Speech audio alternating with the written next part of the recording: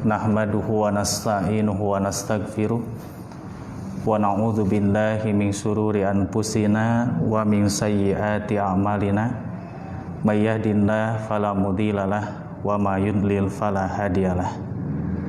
Asyhadu an la ilaha illallah wahdahu la syarikalah wa asyhadu anna Muhammadan abduhu wa rasuluh alladzi la nabiyya ba'dah, amma ba'du. Faqala Allahu ta'ala fil Qur'anil Karim, a'udzu billahi minasyaitonir rajim, wa'bud rabbaka hatta ya'tiyakal yakin. Ikhwatu iman rahimakumullah. Alhamdulillah, puji dan syukur marilah senantiasa kita panjatkan kehadirat Allah Subhanahu wa ta'ala. Berkat limpahan rahmat dan karunia hidayah darinya, kita dapat bertaqarrub ilallah dalam bentuk melaksanakan kewajiban ibadah talabul ilmi. Mudah-mudahan Allah berkenan mengkaruniakan kepada kita ilmu yang bermanfaat sehingga mampu kita amalkan dan menjadi bekal menghadap kepada Allah Jalla wa'ala kelak di yaumil akhir. Para jamaah yang dimuliakan oleh Allah Subhanahu wa ta'ala, kita semua tentu pernah mengalami mati lampu. Dalam kondisi mati lampu, suasana menjadi gelap, dan biasanya yang kita rasakan adalah kebingungan. Tidak bisa membedakan mana barat, mana timur, mana utara, mana selatan.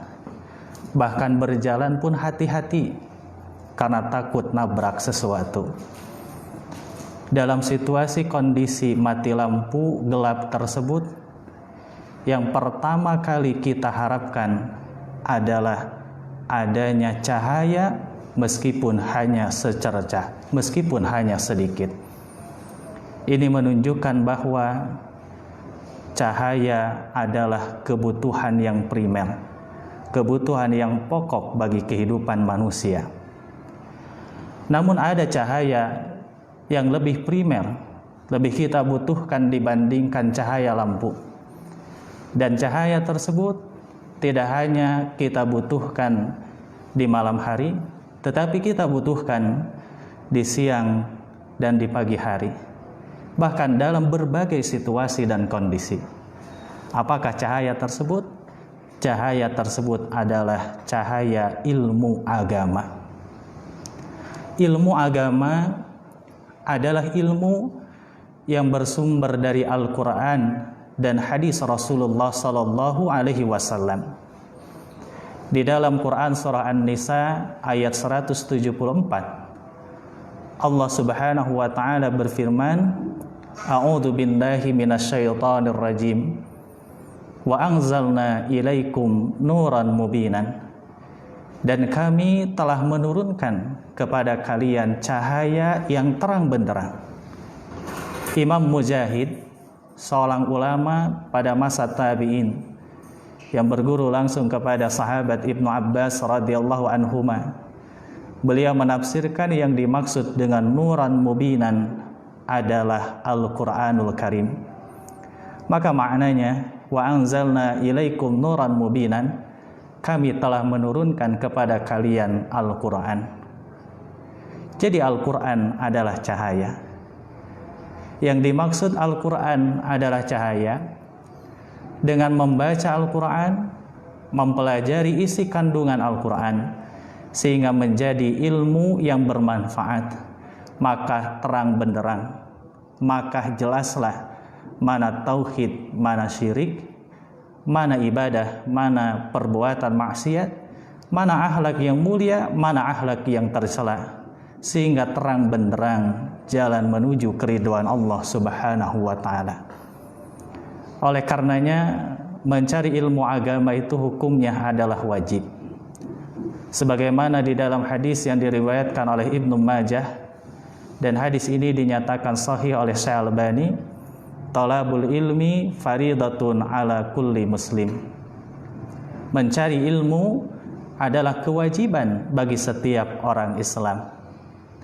Para jamaah yang dirahmati oleh Allah Subhanahu wa taala, meskipun di tengah situasi munculnya wabah virus corona, mudah-mudahan kita tetap semangat untuk istiqomah mencari ilmu agama.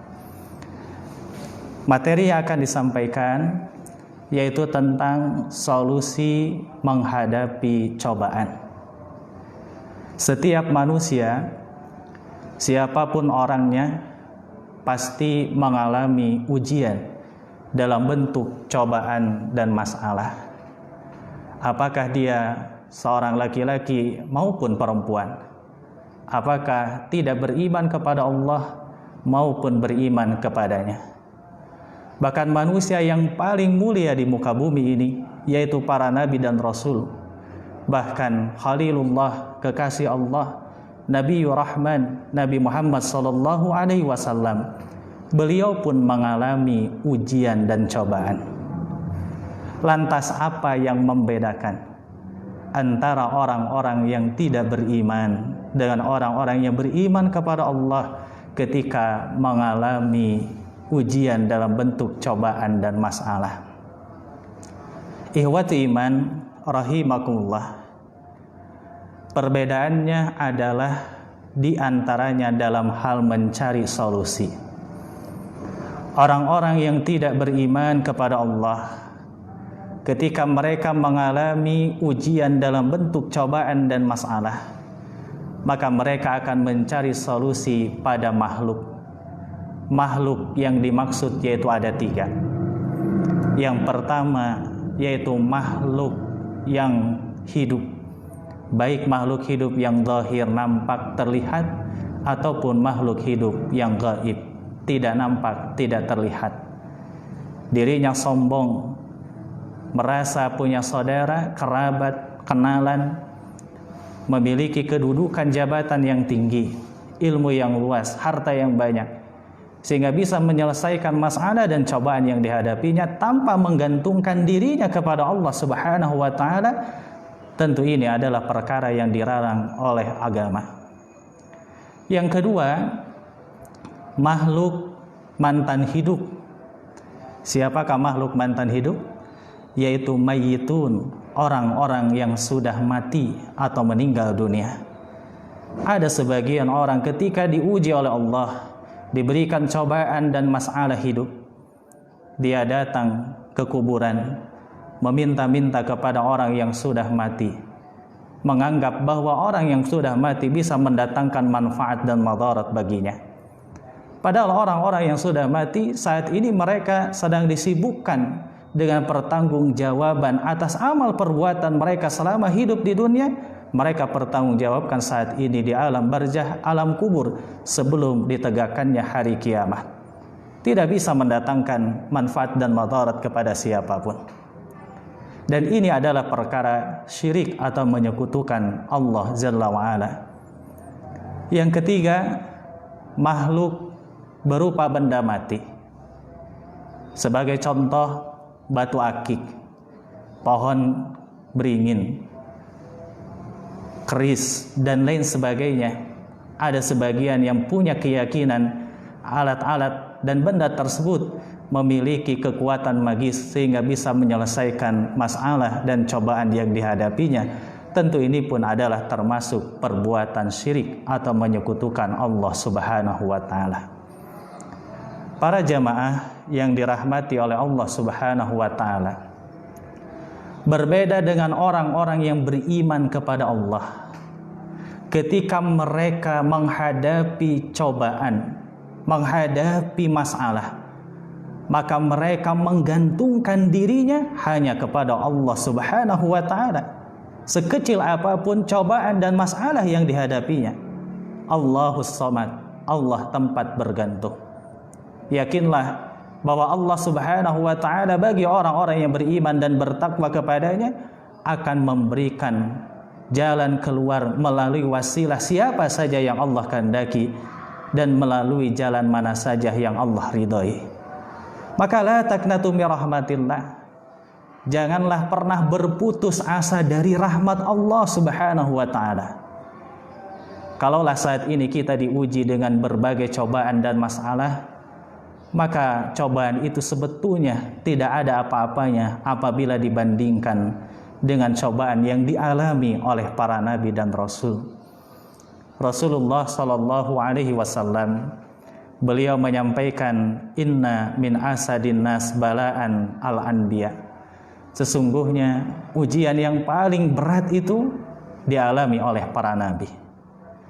Maka mari kita meneladani para nabi dan rasul, bagaimana mereka menyikapi cobaan yang Allah berikan kepada mereka, dan mereka melaluinya dengan keridhaan dan kesabaran sehingga mendapatkan kehidupan yang baik di dunia dan di akhirat.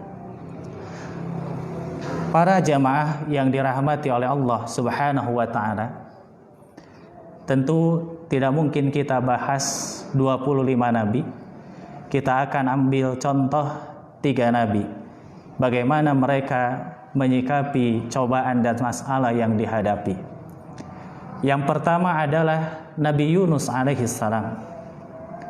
Nabi Yunus alaihissalam, di antara cobaan ujian yang Allah berikan kepada beliau adalah ketika beliau ditelan oleh ikan yang sangat besar.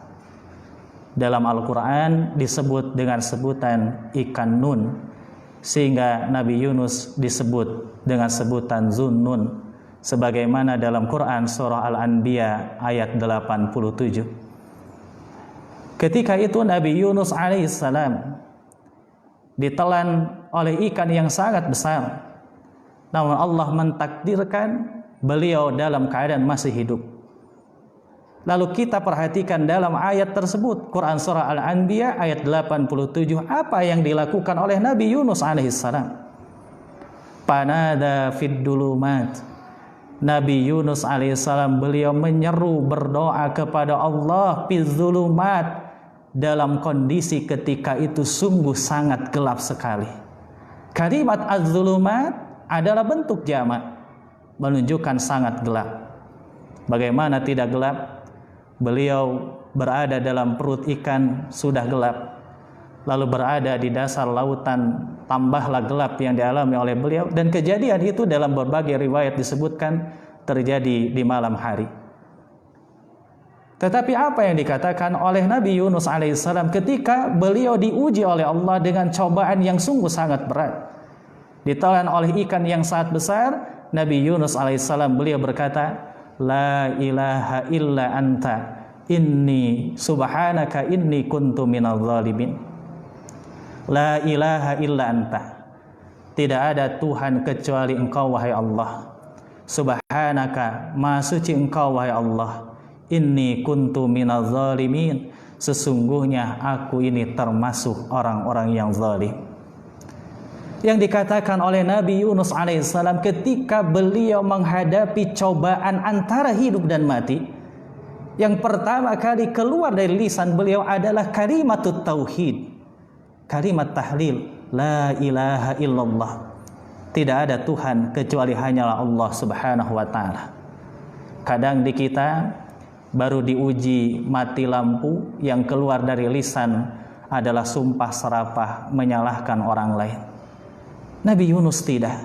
Yang keluar dari lisannya adalah kalimat thayyibah, kalimat yang baik, kalimatut tauhid, yaitu la ilaha illallah. Lalu beliau mengatakan subhanak, maha suci Engkau wahai Allah.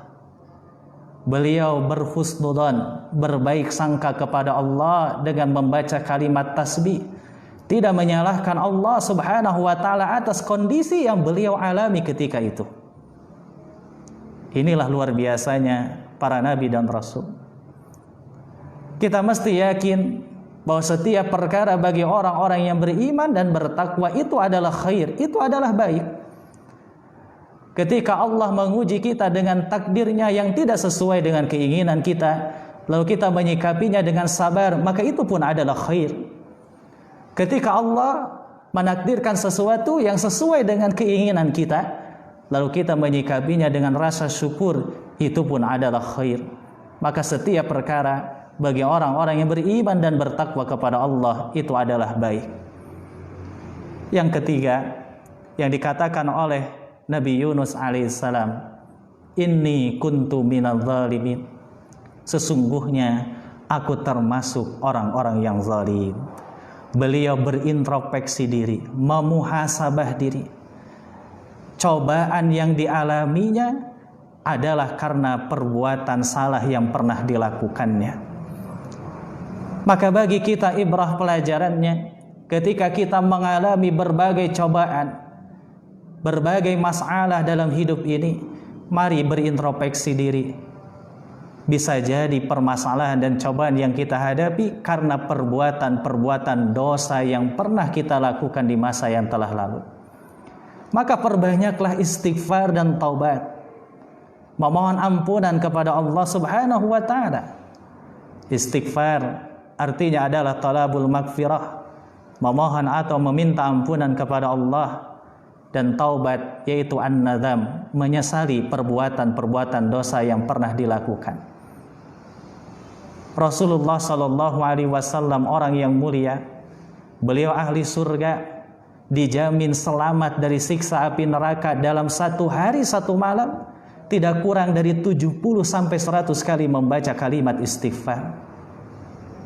Saya dan kita semuanya belum dijamin selamat dari siksa api neraka, tapi kadang jarang beristighfar dan bertobat kepada Allah Subhanahu wa ta'ala.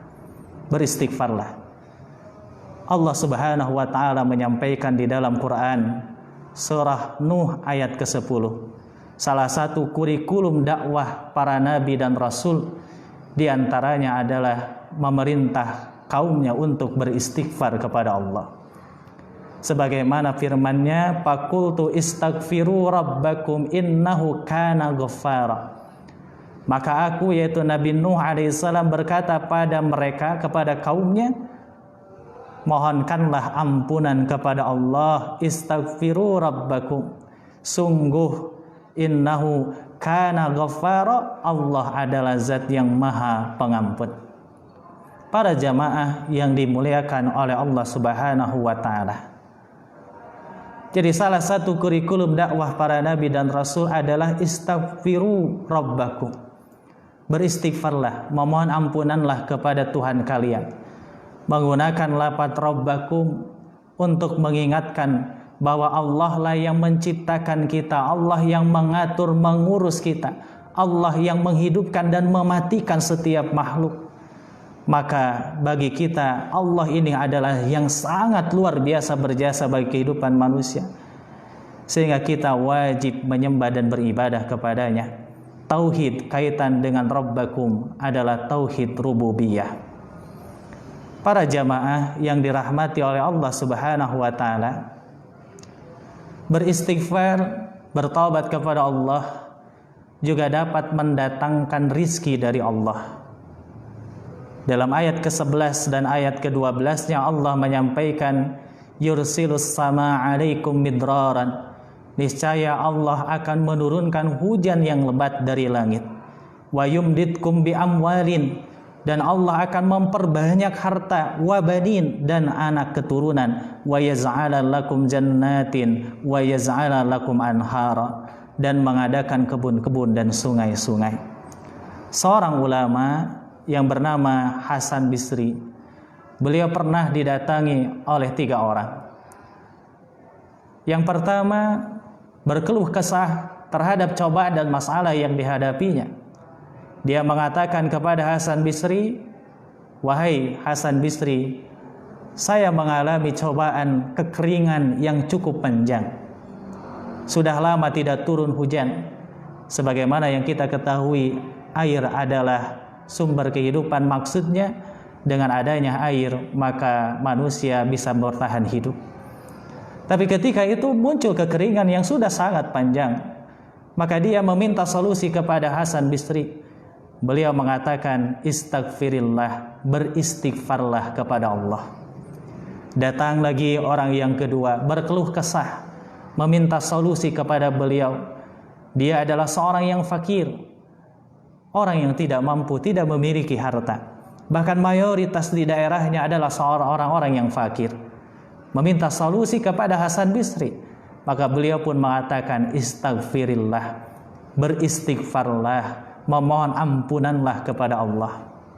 Datang lagi orang yang ketiga, tak kunjung punya anak, sudah lama tidak melahirkan, maka meminta solusi kepada Hasan Bisri.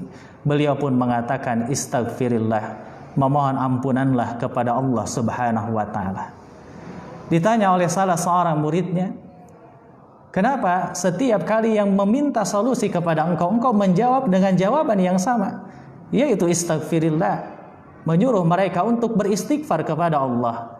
Maka beliau membacakan Al-Quran surah Nuh ayat 10 sampai ayat 13. Para jamaah yang dimuliakan oleh Allah Subhanahu wa ta'ala, beristighfar dan bertobat tidak hanya bisa menyelesaikan masalah dan cobaan yang sedang kita hadapi, Allah pun menyebutkan dalam ayat tersebut dapat mendatangkan rizki dari Allah Subhanahu wa ta'ala.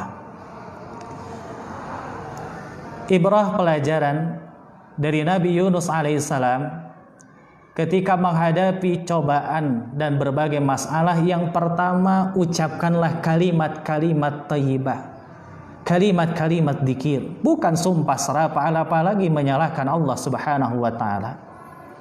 Yang kedua, selalu berhusnudzon, berbaik sangka kepada Allah. Yang ketiga, berintrospeksi diri, memuhasabah diri dengan memperbanyak istighfar dan bertaubat kepada Allah Subhanahu wa ta'ala. Ikhwatu iman rahimakumullah. Teladan yang kedua yaitu dari Nabi Musa alaihissalam. Nabi Musa alaihissalam diuji oleh Allah Subhanahu wa ta'ala, diantaranya ketika beliau dikejar-kejar oleh Fir'aun, Haman dan bala tentaranya. Dijelaskan oleh Allah dalam Quran surah As-Su'ara ayat 61 sampai ayat 62. Falamma tara al-jam'an, maka tatkala keduanya saling melihat, artinya jaraknya sungguh sudah sangat dekat antara Nabi Musa alaihissalam dan para sahabatnya dengan Fir'aun, Haman dan bala tentaranya. Qala ashabu Musa, maka berkata para sahabat Nabi Musa alaihissalam, inna lamudrakun, sesungguhnya kita pasti akan tersusul, kita pasti akan tertangkap. Para sahabat Nabi Musa mereka berputus asa. Jarak sudah sangat dekat, di depan laut begitu luas, secara akal tidak ada jalan keluar lagi dari masalah yang dihadapi oleh mereka, sehingga mereka mengatakan inna lamudrakun, sesungguhnya kita pasti akan tersusul, pasti akan tertangkap. Tapi perhatikan apa yang dikatakan oleh Nabi Musa alaihissalam. Beliau menyampaikan, kalla, sekali-kali tidak. Inna ma'iya rabbi sayahdin, sesungguhnya Allah bersamaku dan Allah akan memberikan petunjuk, memberikan jalan keluar yang terbaik. Apakah Nabi Musa alaihissalam mengatakan kalimat demikian karena Allah sudah memberitahukan kepada beliau, "Hei Musa, apabila di depan ada laut begitu luas, di belakang Fir'aun, Haman dan bala tentaranya, tidak ada jalan keluar yang lain, idrib basakal bahra, pukulkan tongkatmu ke laut, maka akan menjadi jalan keluar bagimu dan para sahabatmu." Apakah beliau sudah diberitahukan? Jawabannya, beliau tidak diberitahukan oleh Allah Subhanahu wa ta'ala. Inilah keyakinan tauhid yang kokoh, yang kuat. Dalam situasi kondisi cobaan antara hidup dan mati, beliau tetap bertawakal kepada Allah. Inna ma'iya rabbi sayahdin, sesungguhnya Allah bersamaku dan akan memberikan petunjuk. Maka betul, setelah itu Allah berfirman kepada Nabi Musa alaihissalam, idrib bi'asakal bahr, pukulkan tongkatmu ke laut, dan laut pun terbelah menjadi dua sehingga menjadi jalan keluar bagi Nabi Musa alaihissalam dan para sahabatnya. Para jamaah yang dimuliakan oleh Allah Subhanahu wa ta'ala, apakah Nabi Musa alaihissalam beliau berdiam diri dari kezaliman Fir'aun? Tidak. Tapi beliau dan para sahabatnya hibdul anfus, menjaga dan melindungi jiwa mereka dari kezaliman yang akan dimunculkan oleh Fir'aun. Maka berikhtiarlah dibarengi dengan bertawakal kepada Allah ketika kita menghadapi berbagai cobaan dan permasalahan kehidupan. Para jamaah yang dimuliakan oleh Allah Subhanahu wa taala. Yang ketiga, teladan dari Nabi Ibrahim alaihissalam. Nabi Ibrahim alaihissalam, beliau adalah seorang nabi ulul azmi, diuji oleh Allah dengan berbagai ujian-ujian yang berat, namun beliau mampu melaluinya dengan baik, melaluinya dengan kesabaran. Nabi Ibrahim alaihissalam, beliau lahir di Kaldanin, sebuah daerah yang ada di Irak, ketika itu namanya adalah Babylon. Tumbuh besar di daerah yang mayoritas semuanya adalah penyembah patung atau berhala. Bahkan raja yang berkuasa ketika itu, yaitu Namruz, menetapkan kewajiban untuk menyembah patung atau berhala. Tetapi Nabi Ibrahim alaihissalam, beliau kokoh dalam ketauhidannya untuk senantiasa menyembah dan ibadah kepada Allah Subhanahu wa taala. Dan beliau pun mendakwahkan tauhid, menyampaikan kepada orang-orang ketika itu agar menyembah hanya kepada Allah Subhanahu wa taala. Namun ternyata ketika beliau menyampaikan dakwah tauhid, beliau mengalami cobaan yang sungguh sangat berat. Ditangkap oleh Namruz, lalu dilucuti pakaian beliau, dan oleh Namruz akan dimasukkan ke dalam api yang sungguh sangat besar. Imam At-Tabari menyebutkan Namruz ketika itu mengumpulkan kayu-kayu bakar di berbagai pelosok negeri untuk membakar Nabi Ibrahim alaihissalam. Ketika Nabi Ibrahim alaihissalam akan dimasukkan ke dalam api yang sungguh sangat besar, beliau masih menggantungkan dirinya kepada Allah, beristiqamah dalam tauhid kepada Allah, dan beliau membaca hasbunallah wa ni'mal wakil, cukuplah Allah menjadi penolong kami dan Allah adalah sebaik-baiknya pelindung. Ketika itu Nabi Ibrahim alaihissalam, beliau masih kokoh di dalam ketauhidannya. Beliau membaca kalimat hasbunallah wa ni'mal wakil. Syekh Abdurrahman As-Sa'di dalam kitab tafsirnya, beliau menyampaikan yang dimaksud hasbunallah wa ni'mal wakil adalah Allah, Rabb yang mencukupi urusan manusia. Allah adalah sebaik-baiknya tempat bersandar segala urusan hamba-hambanya, dan Allah lah yang akan mendatangkan maslahat. Ketika itu Nabi Ibrahim alaihissalam dimasukkan ke dalam api yang sungguh sangat besar. Allah berfirman, ya nar kuni bardan wassalaman ala Ibrahim. Hei api, jadilah dingin dan menjadi selamat bagi Nabi Ibrahim alaihissalam. Para jamaah yang dirahmati oleh Allah Subhanahu wa taala, yang dilakukan oleh Nabi Ibrahim alaihissalam yaitu meminta hanya kepada Allah Subhanahu wa taala. Jadi di dalam berbagai masalah cobaan yang kita hadapi, mintalah kepada Allah.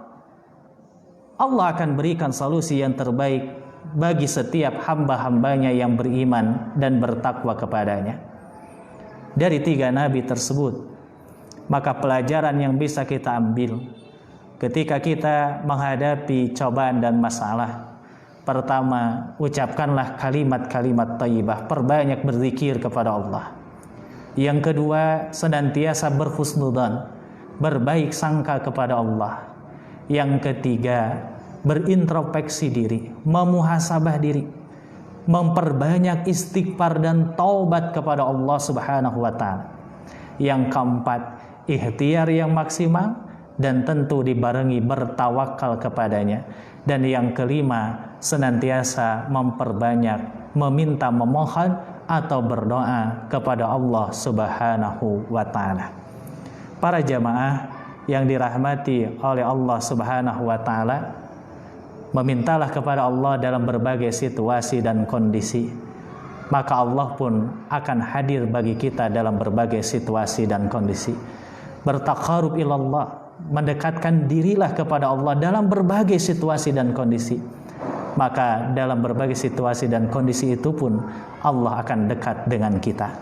Mudah-mudahan berbagai cobaan yang saat ini kita alami, baik cobaan yang bersifat ekonomi, cobaan kaitan dengan masalah kesehatan, dan cobaan-cobaan yang lainnya bisa kita lalui dengan keridhaan dan kesabaran. Mudah-mudahan kita mendapatkan kehidupan yang baik di dunia dan kehidupan yang baik di akhirat, oleh Allah menjadi ahli surga, berkumpul dengan Nabi Muhammad SAW. Para jamaah yang dirahmati oleh Allah Subhanahu wa taala, mudah-mudahan apa yang disampaikan menjadi ilmu yang bermanfaat. Subhanakallahumma wa bihamdik, asyhadu an la ilaha illa anta, astaghfiruka wa atubu ilaik. Rabbana atina fid dunya hasanah wa fil akhirati hasanah wa qina adzabannar. Aqulu qauli hada wa astaghfirullah li wa lakum. Wassalamu alaikum warahmatullahi wabarakatuh.